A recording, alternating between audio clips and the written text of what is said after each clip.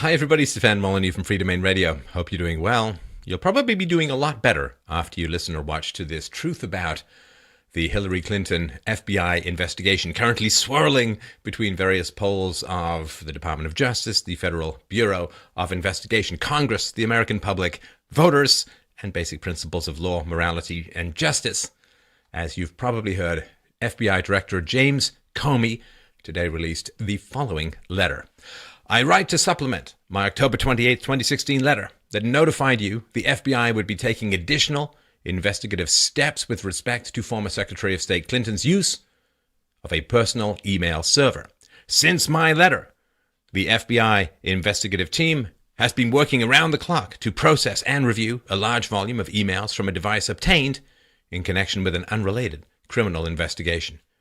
During that process, we reviewed all of the communications that were to or from Hillary Clinton while she was Secretary of State.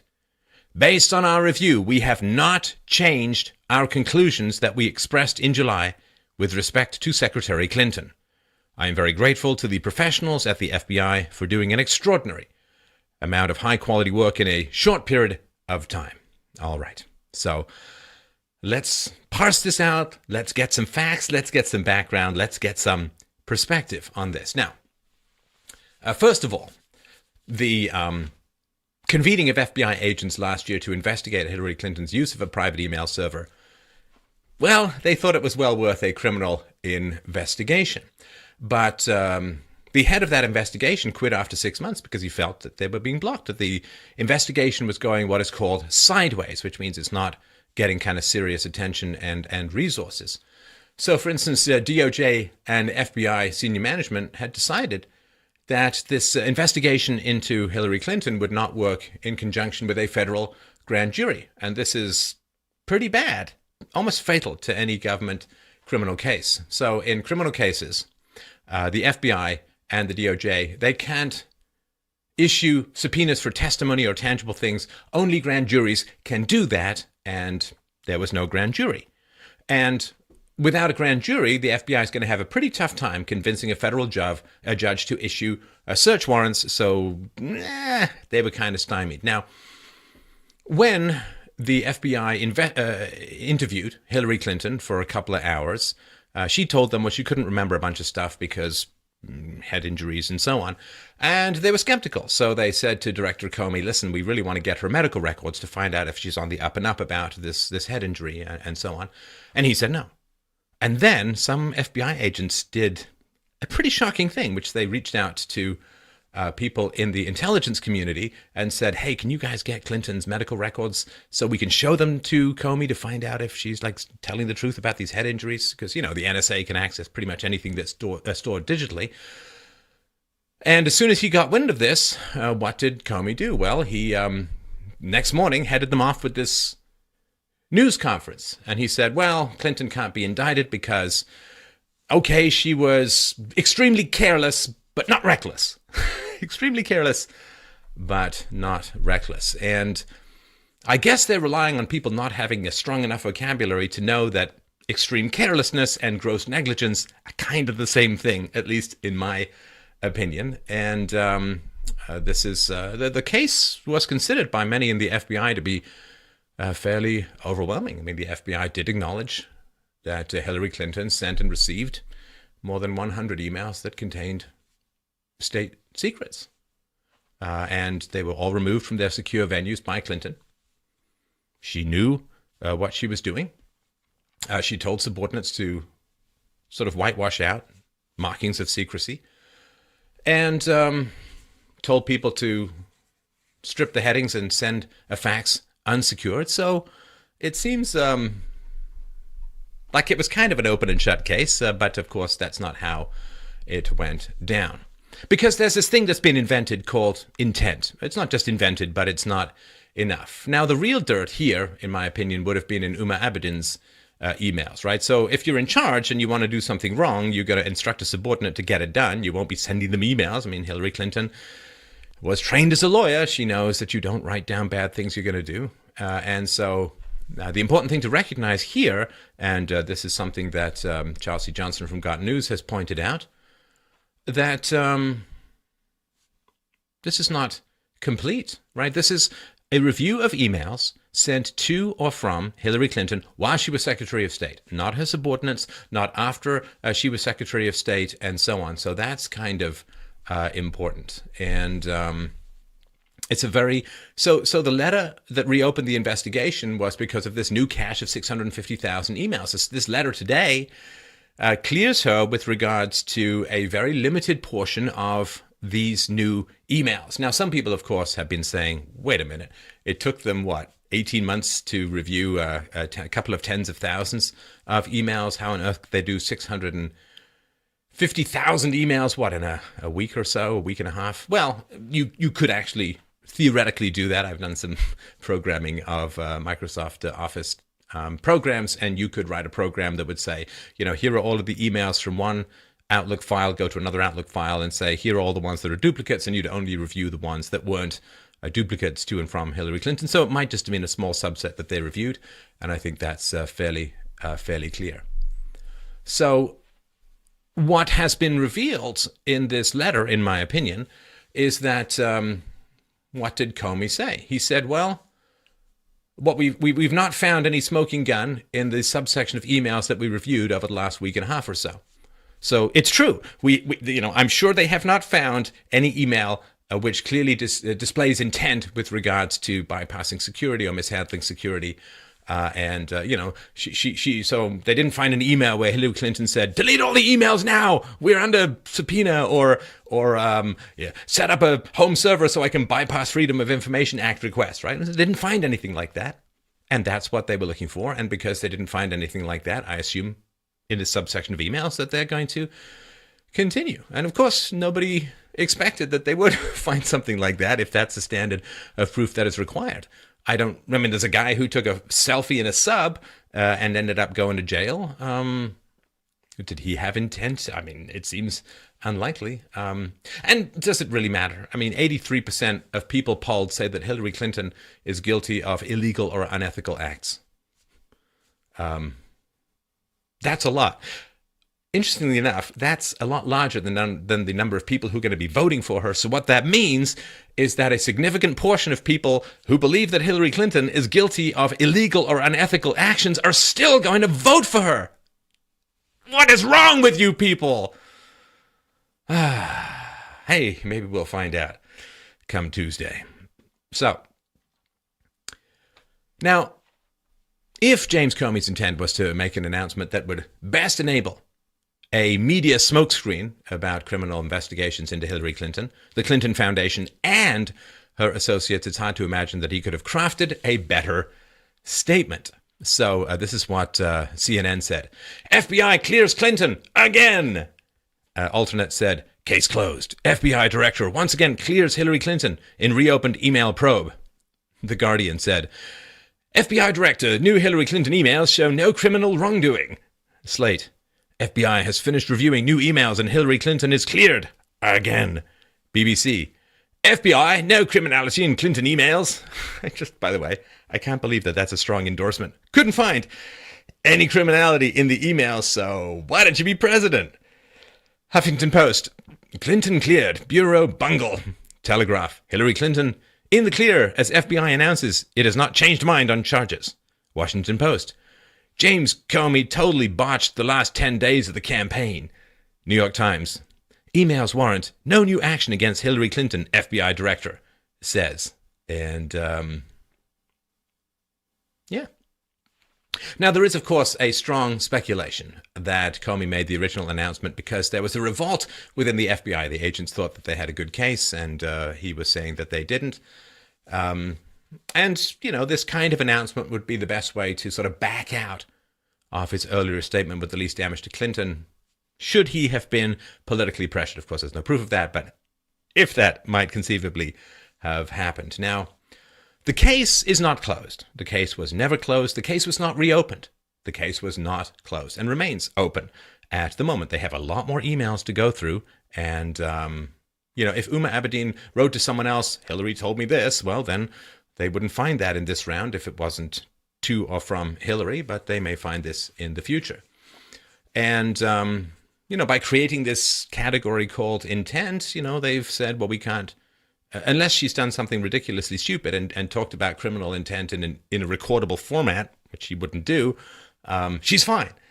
And, again, I'm no lawyer, but as far as I understand it, in the law, intent does matter, but it doesn't absolve you. Like if someone kills someone when they didn't mean to, it was an accident, but they were negligent, careless, well, isn't that manslaughter rather than murder? You still go to jail. It's just less, right? Intent doesn't mean you get off the hook completely. I mean, if you're texting while you drive and you crash into someone's garden, then you're still liable for repairing it, even though you didn't mean to. It's just no intent, but it still doesn't mean you're off the hook. Anyway, maybe the law is just beyond me, but that's what it would seem to me from a sort of rational standpoint. So, yeah, that's the reality. There are no smoking gun intent indicators in the email sent to her and from her while she was Secretary of State. It's kind of a limited bag of things that is going on. But of course, all the people on the left and the Hillary supporters are like, vindication, she's free, she's fine, nothing happened and all that. So there are some challenges. What I, from my outside perspective, would view as very significant conflicts of interest with regards to this investigation. So let's have a look at some of these, shall we? FBI Deputy Director Andrew McCabe was heading up the Hillary Clinton private server email investigation. Now, interestingly enough, McCabe's wife decided to run for office and as a brand new political candidate. Now, brand new political candidates don't normally get a whole lot of money, kind of outside chances. But as a brand new political candidate, Deputy Director McCabe's wife received up to $675,000 in political donations from a Democrat Political Action Committee, a PAC, which was run by Virginia Governor Terry McAuliffe. Right? Okay, so kind of on the ins there. Now, McAuliffe is a longtime close associate of Bill and Hillary Clinton and one-time chairman of the Democratic National Committee. Right? You got to get this trifecta here, right? So this guy, whose wife received a huge amount of money from a PAC run by one of Bill and Hillary Clinton's best friends and longtime close associates, is supposed to be investigating Hillary Clinton. Come on, people. I mean, you're supposed to avoid even the appearance of a conflict of interest. This is a direct conflict of interest, in my opinion. Oh, man. You know what you do? You say, I can't possibly investigate this woman. My wife received a huge amount of money from a PAC run by this guy who's really good friends of hers. That would be a big conflict of interest, so I'm going to have to recuse myself. But no, didn't happen. Why? This connection here is so troubling. Members of the Congressional Oversight Committee asked McCabe to supply documents detailing his wife's financial dealings with her campaign. Oversight Committee Chairman Jason Chaffetz said, "It seems like an obscene amount of money for a losing race. There are outstanding questions regarding a possible conflict of interest into this case." Really, people? The FBI, with countless employees, you can't find one person to head up this investigation into Hillary Clinton, whose wife didn't receive huge amounts of money from a PAC run by the guy who's best friends with Hillary Clinton? Not one person out there without this maybe kind of appearance of conflict of interest? Nothing out there? Come on! Assistant Attorney General Peter Kadzik. So, Attorney General Loretta Lynch and Assistant Attorney General Peter Kadzik are in clear control, obviously, of the Department of Justice, which also includes, of course, Clinton-specific cases and requests, like, hey, any chance we could work with a grand jury on this? Hillary Clinton campaign manager John Podesta and Assistant Attorney General Kadzik are close friends, going back decades. They met at Georgetown Law School in the 1970s, and Kadzik represented Podesta during the Monica Lewinsky scandal during Bill Clinton's term. Don't worry, everyone. That was just another Clinton scandal. Throw it on the pile that eclipses the very sun itself at noon. Now, Podesta was accused of getting Monica Lewinsky a prestigious job in an attempt to cover up her sexual relationship with Bill Clinton. WikiLeaks, now we only know this as far as I understand it because of WikiLeaks' release, WikiLeaks released a John Podesta email titled Peter Kadzik from September 2008. Quote, "Willing to help? Fantastic lawyer. Kept me out of jail. I'm sure Christine knows him. Wants to help. Think he would be an excellent vet lead." Emails released by WikiLeaks show that Kadzik and Podesta have dined together multiple times since the start of the Clinton email investigation. In May 2015, Kadzik's son even asked Podesta for a job on the Clinton campaign. So you see here, Assistant Attorney General, good friends, going back decades with Hillary Clinton's campaign manager, and his son, Kadzik's son, even asking Podesta a job on the Clinton campaign. Is there any potential conflict of interest here? Any possible crossover of objectivity and self-interest and collusion and friendship with regards to objectively investigating this case? Well, I'll leave you to unriddle that one, Batman. Kadzik was also hired by billionaire fugitive Mark Rich in an attempt to win a pardon from then-President Bill Clinton. A report by the House Oversight Committee found that Kadzik was specifically hired because of his close connections with John Podesta, who was then Bill Clinton's chief of staff. According to Forbes, quote, in 1983, Rich was indicted on 65 criminal charges, including tax fraud and racketeering.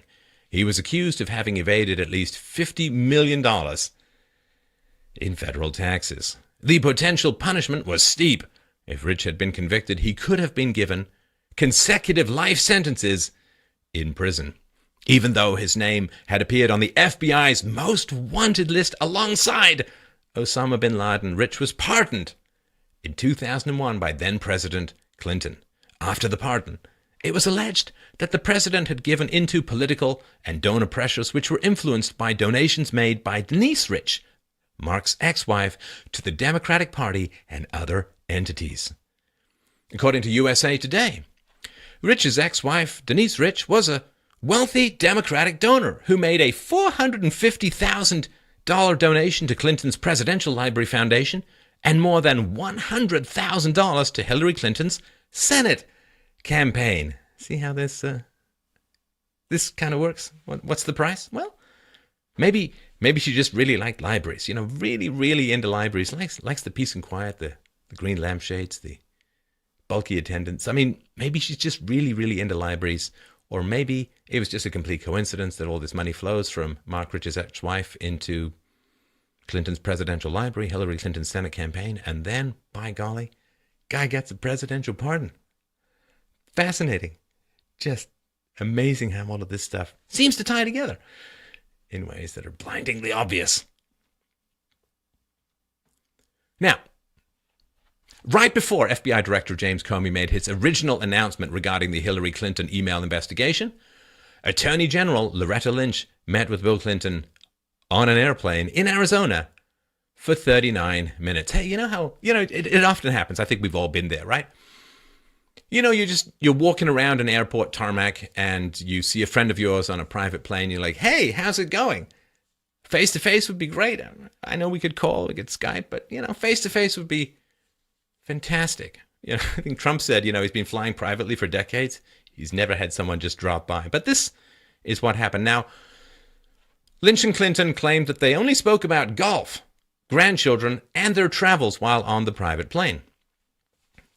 Now, the Clinton-Lynch connections go way back. In 1999, Bill Clinton appointed Loretta Lynch to serve as the U.S. Attorney for the Eastern District of New York. And Loretta Lynch was also a litigation partner for about 8 years at a Washington law firm, which worked with Bill and Hillary Clinton. So can a brother get at least 4 degrees of separation? 3, 2, 1? No, we're just going to go with 1 degree of separation for this objective and impartial view into the inner workings of Washington justice. It is widely speculated, and of course we'll put the links to all this below, it's widely speculated that during the conversation, Clinton told Lynch that she would be kept on as Attorney General during a hypothetical Hillary Clinton administration in exchange for political protection from the FBI. So, Here's what I think you need to know. First of all, FBI sources have reported with 99% accuracy, they believe 99% accuracy, that Hillary Clinton's server was hacked by at least 5 foreign intelligence agencies and that information had been taken from it. This is egregious. This is horrendous. This is precisely what these laws are designed to prevent, this kind of behavior. But here's the important thing. Even if you think Hillary Clinton was completely innocent, even if you're one of the 17% of people who don't think she did illegal or unethical things, okay, fine. She's a wonderful person. She's great. But she's compromised if this 99% guess from FBI sources is true.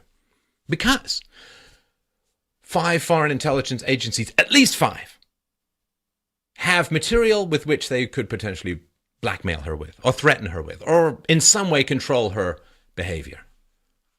See, she's compromised.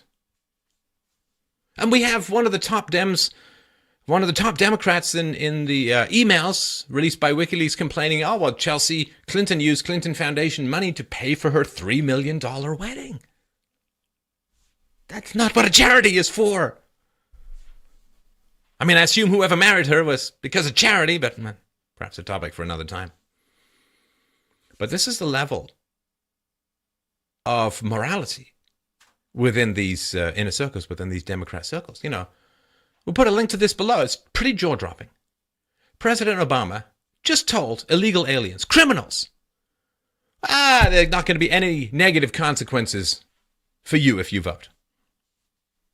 I mean, this is encouraging people who are already criminals to break the law and illegally influence the U.S. election. Oh, hey, Hillary, I think we may have found illegal tampering of the elections. You think it's Russia? A little closer than that. I mean, just imagine if Trump did that. Imagine if Trump was being interviewed and said, well, what about white felons who want to vote? And he says, yeah, pretty much you can go ahead and vote illegally. Don't worry. Once I get into power, you won't be prosecuted. There won't be any negative consequences for you voting illegally, so go for it. I mean, people would go completely mental. But President Obama basically tells illegals, yeah, there won't be any negative consequences if you go and vote. Secret, don't worry about it. This is what Trump is talking about, that the system is rigged. And this is why the drain the swamp mentality is there. Like, drain the swamp, let's find out what's at the bottom. Spirit cooking. Oh. Let's just drain the swamp, because they don't have anything on Trump. At least they don't have anything left on Trump. I mean, the stuff that's been invented, the stuff that's been pulled, and some of the stuff that they have, they've just thrown everything at Trump. They've got nothing left on him. And so the system is rigged because everyone has something on each other and they're all in this muck together, but Trump is not. Ride in, white horse, clean up the corruption in the town. I mean, there's nobody else who can do it. Nobody else is coming in from the outside without all of the puppet strings of historical compromises with which to move him around the way that people want. And this is the important takeaway.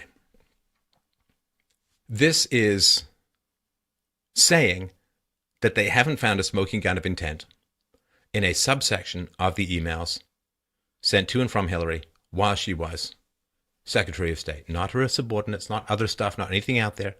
All they've reviewed is the emails. Maybe there are pictures, maybe there are documents, maybe there are PDFs. I don't know. We don't know. We don't know what's on this hard drive. Residue, I think, from Anthony Weiner, but let's hold our nose and step over that particular body on the road. So, a small subset of emails, they say they haven't found any smoking gun. Hey, but there are still 4 other investigations going on, right, into what's going on. See, there were 5 separate FBI investigations. I guess one has been put on hold for now. They haven't found anything, as they report. And there's other crazy stuff that's coming out. Do you know, there are reports that Hillary Clinton asked her maid to print out her emails. Print out her emails. I'm pretty sure her maid does not have very high security clearance. This means that the woman who wants to become president of the United States knows less about how to hit Control-P than her maid, and thinks it's a great idea to have the maid print out this stuff. Sure, why not? She seems trustworthy to me. Okay. Comey's letter today says they reviewed a small portion of the 650,000 emails while Hillary Clinton was Secretary of State to and from Hillary Clinton, small subsection, and did not find a smoking gun of intent. Nobody expected them to. It's not a big shock.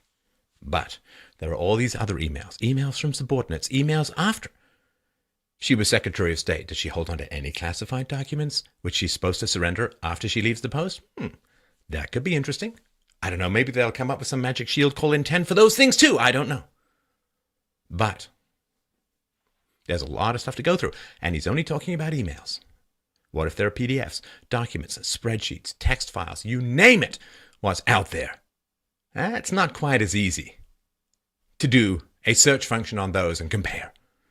So there's a lot of stuff still to go through. This does not mean she's magically transformed into an angel of integrity. Does not mean that at all. Recognize that. Now, of course, the Hillary people are like, she's exonerated, she's free, nothing happened. Little tiny portion where they didn't find the smoking gun that nobody expected them to find anyway. It's okay. It's okay. The wheels of justice, I know, turn slowly, and at certain points it seems like they're going in reverse, but you have an option. You have an option coming up, oh, so very soon. Because this is just one out of the five. 5 investigations involving Clinton's inner circles or their closest relatives, right? We've got Anthony Weiner, Uma Abedin's estranged husband, and his sexting, reportedly, of rape fantasies to a 15-year-old he knew was underage at the time. Of course, there's this handling of classified material by Clinton and her staff on this private email server, and that's diminished for the moment. Questions about whether the Clinton Foundation was used as a front for influence peddling. Let me go out on a limb here. Let's go way out on a limb here. The Clinton Foundation is doing stuff completely illegal. Completely and totally illegal. This is according to the expert Charles Ortel. I've had 3 times on the show. We'll link to those show below. Listen to what the man has to say. Completely illegal. Intent doesn't matter with that stuff, as far as I understand it. Whether the Virginia governor broke laws about foreign donations, whether Hillary's campaign chairman's brother did the same. I don't know. What also came out recently was that Clinton's received $1 million from Qatar. They failed to disclose it. Seemed kind of important. It seems like something you promised to tell everyone about, but didn't. So, it seems at the moment Hillary Clinton is too big for the legal system to handle. Too big to jail. So, what are you going to do? Well, she can only be defeated at the ballot box. Right? She can only be defeated by putting someone into power who has no conflict of interest. They've got no skeletons on, no dirty stuff that he can be nailed for, and then let the investigation proceed from there. It's the only thing that can be done, in my opinion. And let me just say one last thing to get this off my chest. It's really bothering me. So, 83% of you think that Hillary Clinton did something illegal or unethical. She doesn't just have 17% support. There's a lot of you out there who really think she did something illegal or unethical, and you're voting for her anyway. Maybe you've just avoided this information. Maybe you're wishing it away. I don't know. But if you vote for her and things go to hell, as they will, trust me, I was around in the last one, last Clinton presidency. She's probably not going to make it through her term anyway. I mean, she'll just get impeached and all this sort of stuff, right? But if you do vote for her and she gets in and she stays in, things are going to go to hell. They will. They'll go to hell. And I will have no sympathy for you whatsoever. Now, you may not get up in the morning giving a damn about my sympathies for you or not, but I'm telling you, I got a pretty big megaphone here now. We just passed 500,000 subscribers. Thank you, everyone, so much for your kind support of the show. You can do that at freedomainradio.com/donate. Really, really appreciate it. But, getting a pretty big platform out here right now. And I'm not going to have any sympathy for the people who vote this way, for the consequences that are going to come down on you for elevating this kind of person to that kind of power. Next stop, Venezuela. Next stop, collapse. And that stop, you will be crying out for sympathy. You will be crying out for help. And I and everyone I can convince this way will have no sympathy for you, because you will have done it to yourself with full knowledge of everything that had happened and everything that was likely to happen and all the warnings known to mankind. You will have done it to yourself. And there is no power in the universe that can morally stop and step in and prevent these consequences from accumulating to you if you act in this way. So think and take care and be wise.